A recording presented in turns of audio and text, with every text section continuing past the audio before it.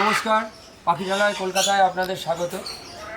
আমাদের লরি পাখিগুলি ব্রিডিংয়ের জন্য রেডি হয়ে গেছে। তা এই পাখিগুলি বক্সে ব্রিডিং করে।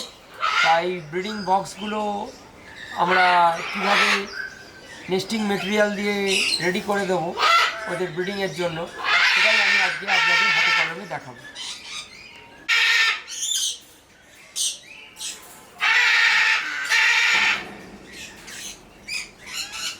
বক্সটা আমরা ফুলের কেস থেকে নামিয়ে নিচ্ছি।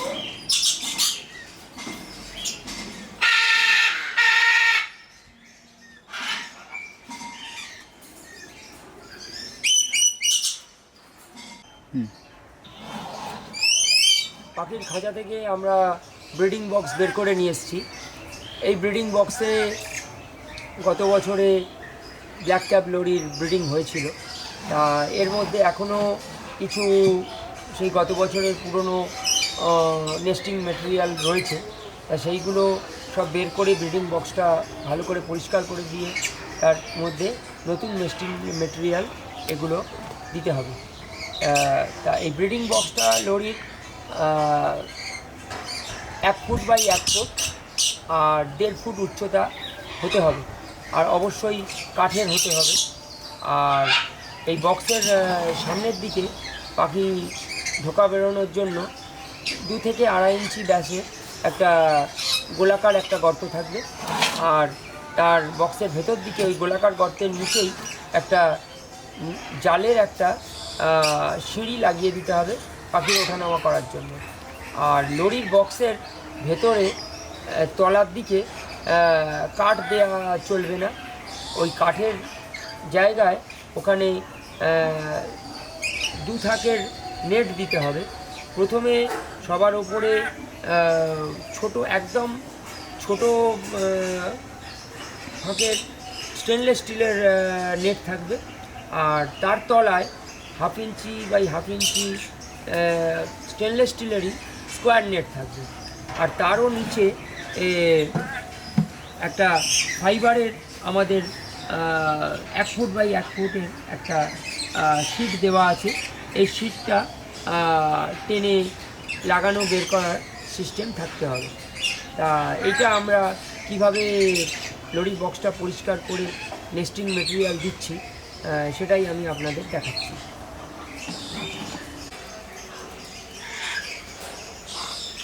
আমরা লরির বাক্সর তলা থেকে এই ফাইবারের শিটটা টেনে বের করে নিচ্ছি এইভাবে।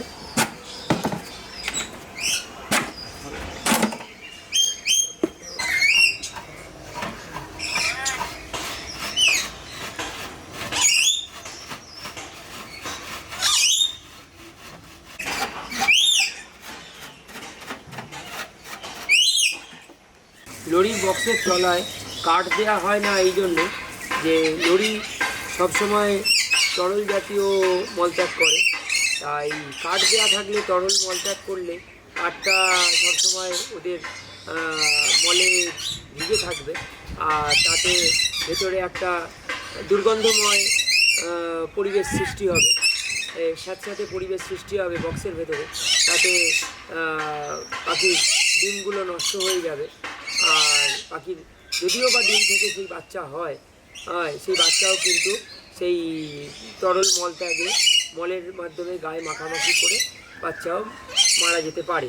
তা সেই জন্যই এদের বাক্সের তলায় কাঠ না দিয়ে নেট দেয়া থাকে। আর এই নেটের ওপর দিকে বক্সের ভেতরে নেস্টিং মেটেরিয়াল হিসেবে এই কাঠের কুচো থাকে। আর ইউক্যালিপটাসের পাতা অবশ্যই দিতে হবে। ইউক্যালিপটাস গাছের পাতা শুকনো করে দিলে এই ইউক্যালিপটাসের পাতার যে একটা গন্ধ থাকে, এই গন্ধতে ওরা ব্রিডিংয়ে উৎসাহ বোধ করে।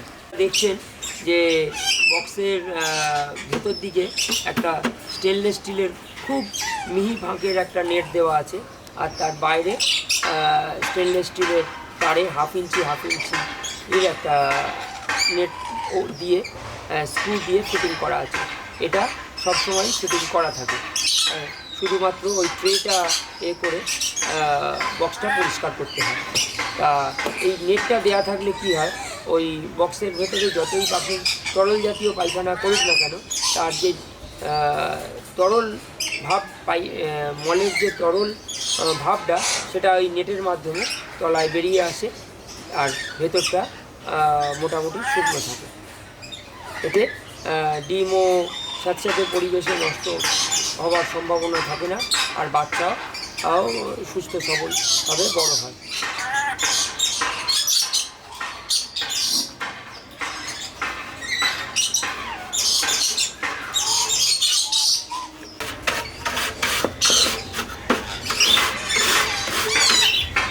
আমাদের বক্স ভালোভাবে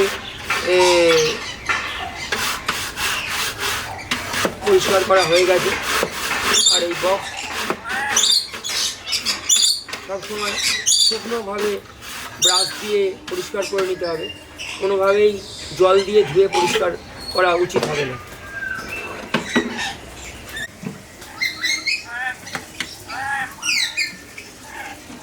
এবার আমি আবার এই বক্সের তলায় ওই ট্রেটা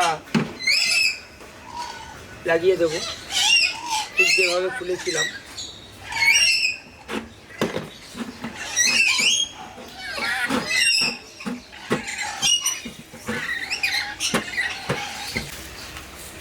এক থেকে 1.5 ইঞ্চি পুরো কাঠের কুচো থাকবে।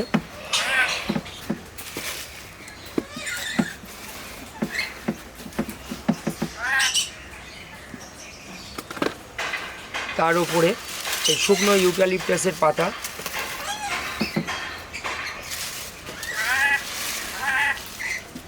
বিছিয়ে দিতে হবে।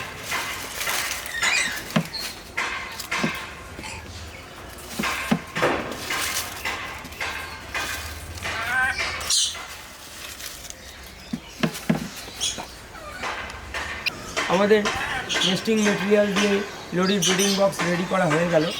এবার আমরা এই ব্রিডিং বক্স লরির খাঁচায় যেখানে ছিল ঠিক সেই জায়গাতেই লাগিয়ে দেব।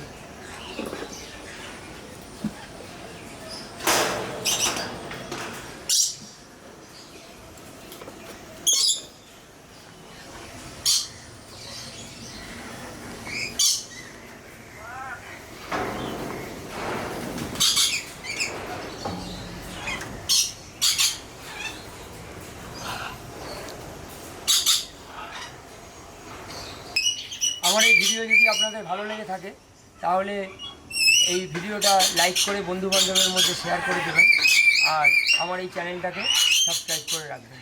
নমস্কার।